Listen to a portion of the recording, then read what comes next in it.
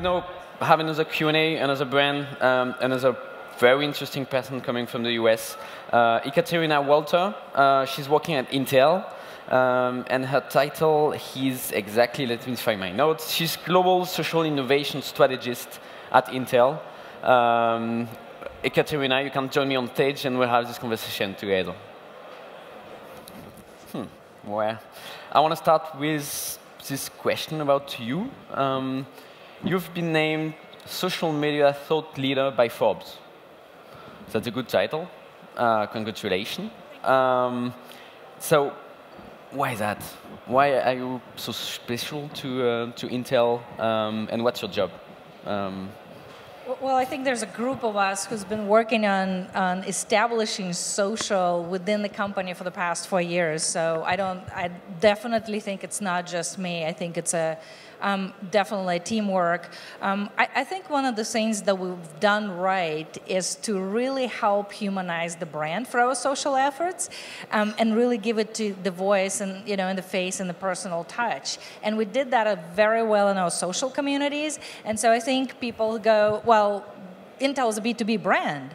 Social is very much B2C focused. How did Intel's done it successfully? And I think that became that sort of a people-to-people engagement that we've used as our philosophy throughout building our social business within Intel and in our relationship with the communities and with our fans out there. I think that's what drove that sort of title. So I'm very honored. So how long have you been active on social at Intel? About 4 years. I think Intel overall have been doing that longer, so I'd say 6, even 7 years. We started with blogs. We then moved into podcasting and building internal wikis, things like that, really putting the tools in place to make sure we're successful and we're talking to our customers. And then about 4 years ago, we established Social Media Center of Excellence, which it started with just the 3 of us in the beginning, and we established all the basic things that you need to have in place to really have widespread adoption throughout the company. So that means guidelines, really good enablement efforts, training our employees to understand social business, what that means, how they can engage, what are the parameters, putting together communities in place. So we've built communities almost, from start to now, having over 14 million fans on Facebook and over 20 million globally in over 50 countries. We have, huge following on Twitter. We have YouTube presence. We have Twitter, Tumblr, Instagram, etc. Yeah, you're on and so we're connecting with our fans across the board. But I think that base that we've built is really making it and is becoming a great base for then now engaging our communities with the next step, which is creating amazing content, visual content that does well, and continue that ongoing relationship. It's very interesting because you're so excited about what you're explaining. I love what I do. I definitely love what I do. I can talk about it for hours. Yeah, we don't have hours, but we'll try to focus on the most interesting part. But so. Your suggestion is to go with basics. I mean, for other companies that don't have like this history, is that to go with these basics you just explained, and then you can go on more more interesting part. So that's true, right? Because we oftentimes, and how many of you here are B2B, business to business? See, and what we have is sort of a B2B company where we sell through, not to, right? We have this fear that this doesn't work, and believe me, it works. We know it does, and we're very successful in engaging with the communities across the world. So it does work. So my advice would be, go for it. Don't be afraid to engage. If you messed up, which you will, say I'm sorry, move on, really become that human connection with your fans. Do you have any example of how you... Of us messing up? Yeah.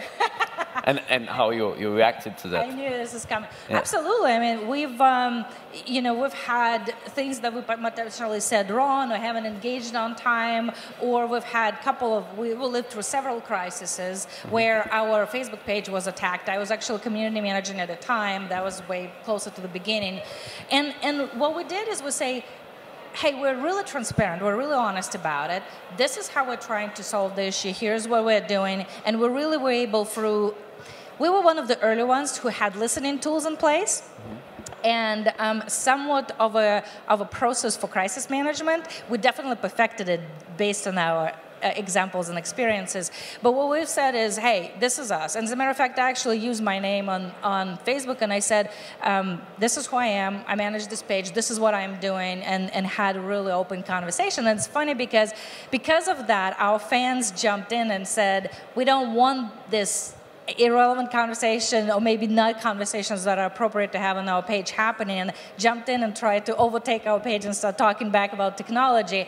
But definitely not being afraid, really going out there and saying, hey, yes, we did that, but we really care about you. And I think it's funny, we're afraid of negativity, but you can convert your customers from, being negative. I'd rather deal with hate than with love rather than deal with indifference as a social media strategist, because it's really easy to just go out, have a conversation, and convert it, a person who's negative about your brand into a loyalist than from somebody who never heard of you, who is indifferent. So I take it and I look at it as a golden opportunity, and for sure. And sometimes the one that used to hate you will love you even more. Yeah, and I mean, as a matter of fact, studies were done that says 10% of population are capable of, passionate people are capable of converting the rest of the population to their beliefs. So when you have that, small but loyal customer base, it's definitely effective. So now you're focused on innovation, on strategy. So what's your main areas you're looking at to innovate on the social media activity and strategy? Well, let me be generic, because we don't want to reveal all of our current projects and current we're just between us. Forget the cameras, forget everything. Yeah, it's just among us, 100 of us. But several things. I think that what's coming is really focused on content, right? We go back to basics. We go back to basics and we stop looking at the next shiny object, and we focus. We focus on particular communities and particular things that we want to achieve and how we want to engage with our customers. And we do it with creating really nice content. We launched IQ earlier this year, which is iq@intel.com, and it's a site that curates and aggregates the best information about technology and how it impacts life and our professional and personal lives and business, etc. And that is becoming a really good media sort of vehicle for us to say, not only we're creating good content, but we're aggregating really strong, amazing content from across the web. We engaged with millennials. 50% of population is under 30 years old. These are your future customers, right? And especially for technology companies, everybody's using technology. And so this is our opportunity to engage with the young generation, invite them in, co-create with them, ask them of their opinion, and really bring them into our process, into our marketing, and not market to them, but market with them, and really touch their passion points. I think there's a lot of those things that we're working on right now, definitely improving our metrics and ROI and other basic things that we have to have in place. So not only content creation, but curation. Content creation, content curation, measurement, continued relationship with our communities, because they continue to grow at a really good rate. And how do you manage this relationship? Like, we always want to know, in the engine. So how are you organized? How big is your team? Intel is like a huge company, but are you just the three of you, or are you 300? So. Used to be three of us about, 4 years ago. Now we actually have a team, I believe, of 15. This year, we integrated our social media center of excellence with the paid media team, with the traditional media. So we're now integrated media team. It's about, I think, 15 people. And what's interesting about that is we all sit in corporate marketing group, but we work very closely with PR, HR, legal, security, all IT, all these teams, to make sure we bring them in early on and really, teach them and educate them as we are educating ourselves and learning new things, to make sure they are with us during this process. And that way it really doesn't create any stakeholder friction. So that's one thing, The other thing, I think, that integration really helped us extend the reach of that we got socially and the impact we had socially, because everybody's saying traditional is dead. Not only it's not dead, it's not going to be dead. But what you do when you marry social and traditional in the right way, you get absolutely, 7x the impact, if not more, of conversation. So our goal this year is really get to a good share of conversation lying around Intel. And the way we do it is we have our team drives, a couple of folks drive paid media strategies. We have people who drive content. We have people who do metrics. We have a small team who does community management and really engages on an ongoing basis and becomes more and more creative in how we talk to customers. We have people like myself who looks at innovation and looks ahead and what's happening, what are the trends, social TV, mobile, millennial engagement, et cetera, et cetera. Ekaterina, when I listen to you, it sounds like it's easy. No, really. I mean, it's like I will just easy. Yeah, I will follow what you're advising, and then whoa, it will be easy. But so what? There are some parts that are not easy. Where are your challenges? Where are your main? What are your main challenges right now on your social strategy? I think keeping up with just kind of breaking through the noise with really good content is hard, is becoming harder. When we just started, there was not a lot of brands, and they were not explosive on Twitter and Facebook and YouTube, and now the noise increases. So how do you break through that noise and create content, snackable, visual, highly interesting content that gets through the noise, and within those first 5-10 seconds grabs a person and says, oh, I want to know more. And we really try on content side, we really try to create custom content, different networks, and not just here's one thing blasted all across. Sometimes we do that because it's relevant, but we really like to know who our audiences are. So continued challenge of creating content that resonates and breaks through the noise, definitely one. Second one is metrics. The landscape is so defragmented right now. It's getting better. But, I use several tools to track Facebook metrics. Then we're using different tools to track Facebook. And then per network, it then builds up. Then on top of that, you're using the tools to say, how can I then tie that, what I'm doing socially, into paid? And how can I measure all my social/paid efforts all together, right? And then there is, what does my bigger package looks like when I report out to management? And those tools, there's so many tools. You can't keep up with them, and you have to manage so many, and it takes budgets, it takes time to figure them out, understand which one works the best, how to bring them together in a custom way, because nobody does that well, all of it well, across different communities and different conversations. So I think those are our biggest ones. There's definitely more, but I think we're definitely, by trial and error and engaging and taking risks, we're really learning more and more and perfecting sort of how we engage. So. Time is running, and I hope next time we will invite you for like twice the time to be sure we can cover much more than that. But that would be great. I want to be sure we talk about your book, because you're a writer, and you're about to release a book called Think Like Zuckerberg, The 5 Business Secrets of Facebook, Improbably Brilliant CEO Mark Zuckerberg. So tell us about this book, and you're promising us something with the 5 business secrets. So. Right. So the book is really about how companies like Facebook and other companies actually founded by young folks in their early 20s, like Jake Nickel of Threadless, Ricky Van Veen of College Humor, and other founded by all the more experienced folks. So Tom Shoes, Zappos, Dyson, etc.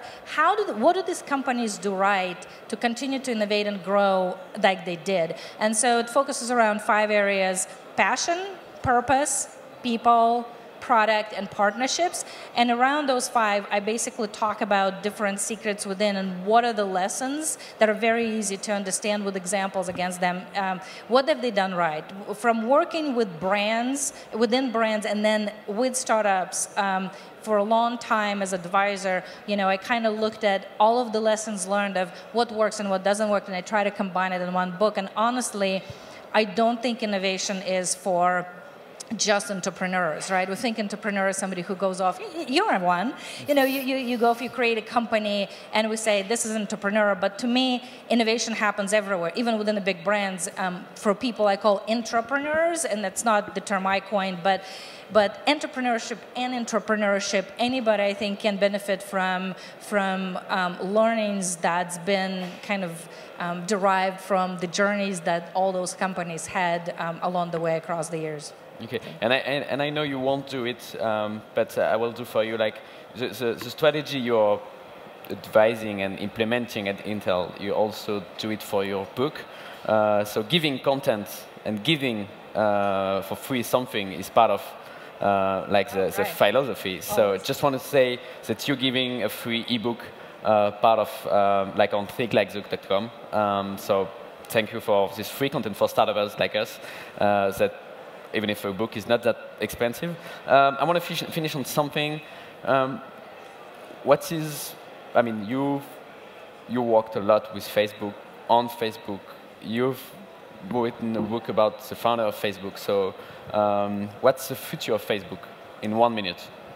I'd say definitely looking good from where I stand, and the reason is not just because they're really doing some interesting things in mobile and they're looking at additional areas that could really increase their revenue and exposure. I think one of the key things we forget is most successful companies, Apple, Amazon, et cetera, these were led by people who really know what their purpose was and who stood by that purpose long term.